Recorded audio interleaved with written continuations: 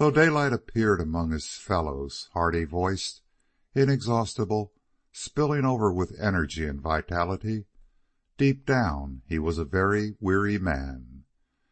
And sometime under the liquor drug, snatches of wisdom came to him with far more lucidity than in his sober moments, as, for instance, one night when he sat on the edge of the bed with one shoe in his hand and meditated on Dede's aphorism to the effect that he could not sleep in more than one bed at a time. Still holding the shoe, he looked at the array of horsehair bridles on the walls. Then, carrying the shoe, he got up and solemnly counted them, journeying into the two adjoining rooms to complete the tale. Then he came back to the bed and gravely addressed his shoe. "The little woman's right. Only one bed at a time. 140 hair bridles, and nothing doing with ary a one of them. One bridle at a time. I can't ride one horse at a time. Poor old Bob, I'd better be sending you out to pasture. $30 million, and 100 million, or nothing in sight. And what have I got to show for it? There's lots of things money can't buy. It can't buy the little woman.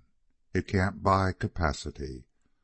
What's the good of 30 millions when I ain't got room for more than a quart of cocktails a day? If I had 100-quart cocktail thirst, it'd be different. But 1 quart, one measly little quart. Here I am, a 30 times over millionaire, slaving harder every day than a dozen men that work for me, and all I get is 2 meals that don't taste good, 1 bed, a quart of martini, and 140 hair bridles to look at on the wall." He stared around at the array disconsolately. "Mr. Shoe, I'm sizzled. Good night." Far worse than the controlled, steady drinker is the solitary drinker, and it was this that Daylight was developing into. He rarely drank sociably any more, but in his own room by himself.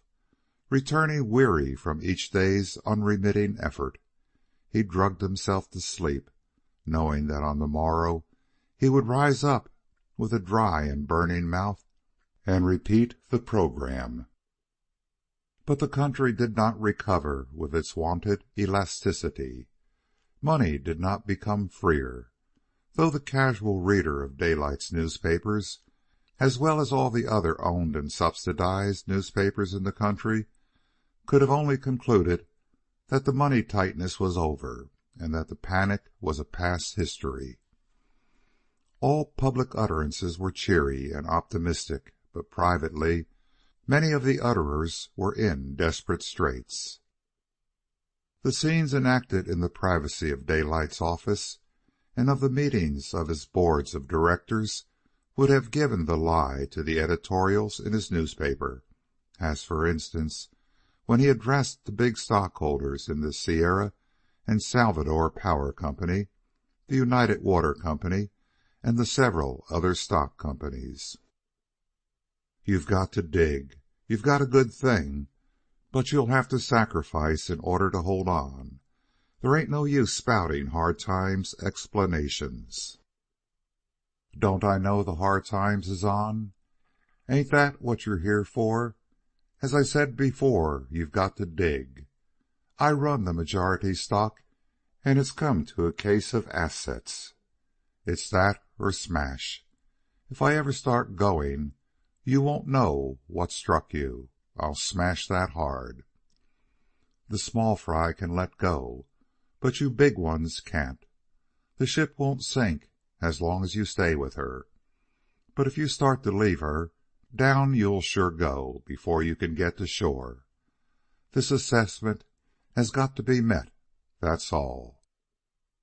The big wholesale supply houses, the caterers for his hotels, and all the crowd that incessantly demanded to be paid, had their hot half-hours with him.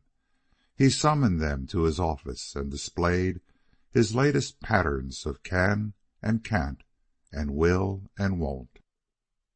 By God, you've got to carry me, he told them. If you think this is a pleasant little game of parlor whist, and that you can quit and go home whenever you want, you're plumb wrong. Look here, Watkins, you remarked 5 minutes ago that you wouldn't stand for it. Now, let me tell you a few. You're going to stand for it and keep on standing for it. You're going to continue supplying me and taking my paper until the pinch is over.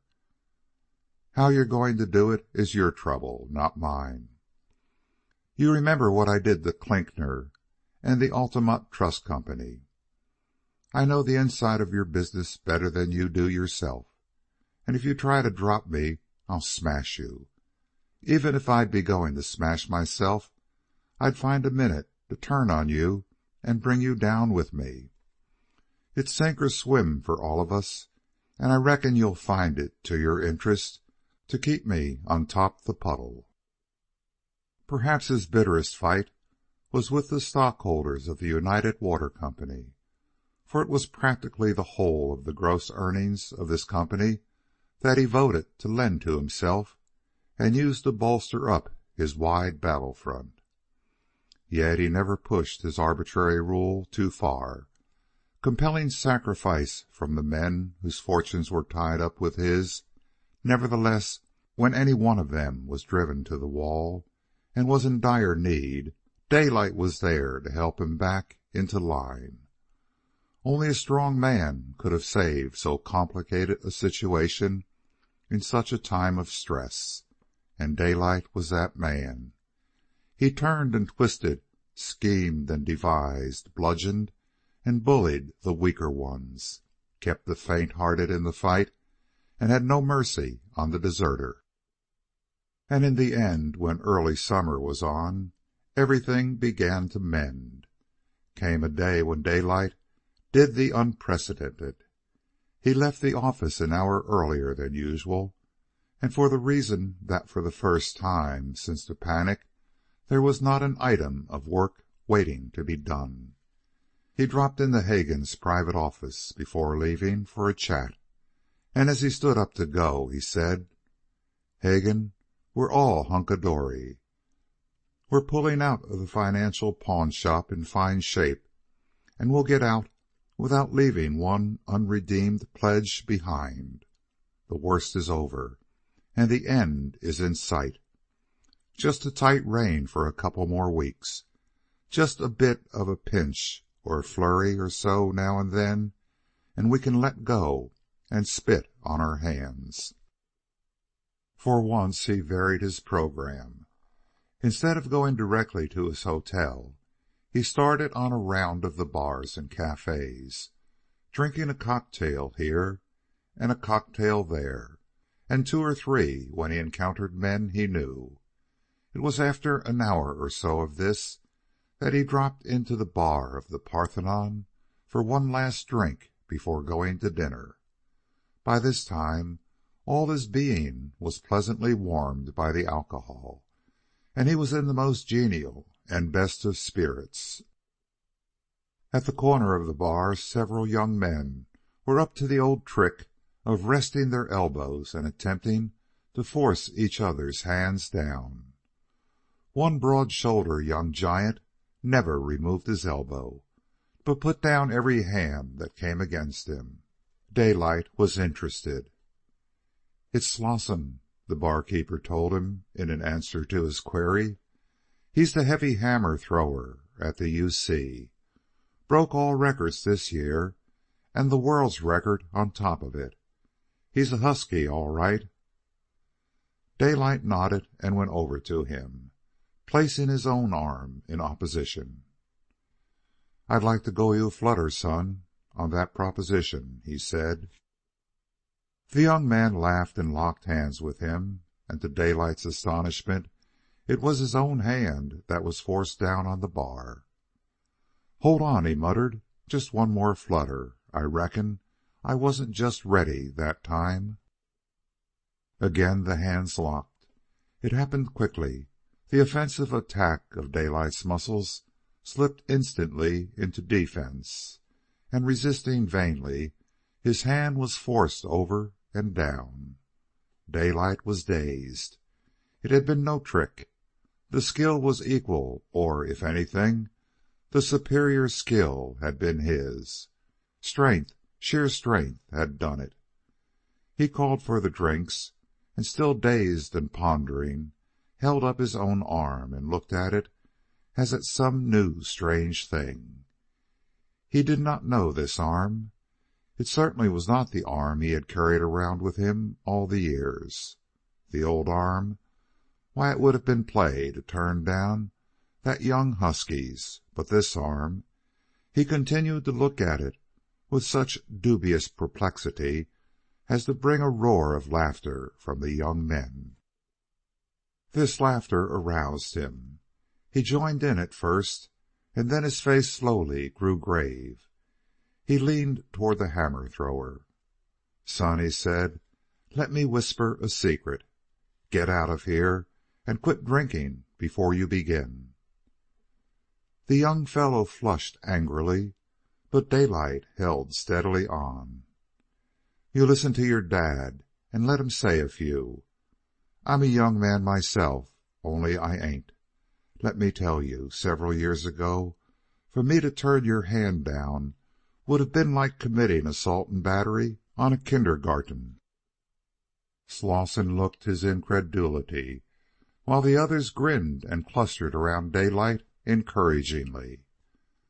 "Son, I ain't given to preaching. This is the first time I ever come to the penitent form, and you put me there yourself, hard. I've seen a few in my time, and I ain't fastidious so as you can notice it. But let me tell you right that I'm worth the devil alone knows how many millions, and that I'd sure give it all right here on the bar to turn down your hand. Which means I'd give the whole shooting match just to be back where I was before I quit sleeping under the stars and come into the hen coops of cities to drink cocktails and lift up my feet and ride. Son, that's the matter with me, and that's the way I feel about it. The game ain't worth the candle. You just take care of yourself and roll my advice over once in a while. Good night." He turned and lurched out of the place, the moral effect of his utterance largely spoiled by the fact that he was so patently full while he uttered it. Still in a daze, Daylight made to his hotel, accomplished his dinner, and prepared for bed. "The damned young whippersnapper," he muttered. "Put my hand down, easy as you please. My hand." He held up the offending member and regarded it with stupid wonder. The hand that had never been beaten, the hand that had made the Circle City giants wince. And a kid from college, with a laugh on his face, had put it down twice. Dede was right. He was not the same man. The situation would bear more serious looking into than he had ever given it. But this was not the time. In the morning, after a good sleep, he would give it consideration. End of Part 2, Chapter 21.